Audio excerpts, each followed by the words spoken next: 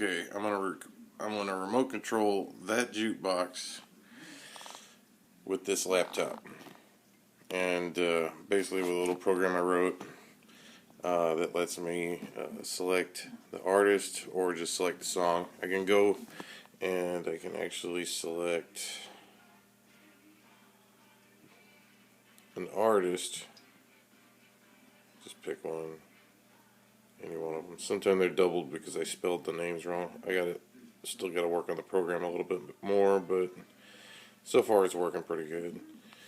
But I can go down through the list. Let's go through the arrow list here. Okay, let's see. I want some Steve Miller.